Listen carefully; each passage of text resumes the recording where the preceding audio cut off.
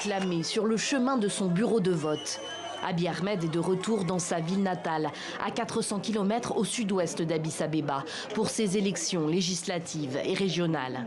Le Premier ministre éthiopien s'est engagé à ce qu'elles soient les plus démocratiques que son pays ait connues. Qu'ils perdent ou gagnent, tous les partis politiques d'opposition qui participent à cette élection, en faisant confiance au peuple et au gouvernement, méritent d'être honorés.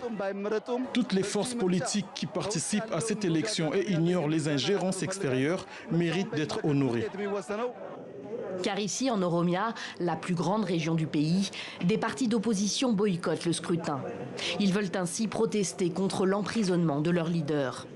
Au niveau national, des figures de l'opposition sont elles aussi incarcérées.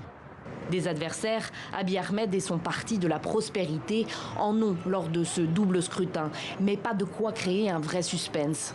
Parmi ceux qui ont voulu jouer le jeu malgré tout, le parti Ezema.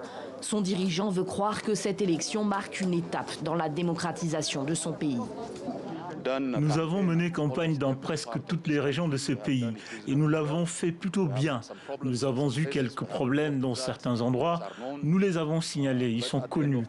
Mais en fin de compte, j'espère que cette élection ne sera pas une élection du passé, mais bien une élection qui déterminera l'avenir, que ce pays s'engage dans une trajectoire complètement nouvelle.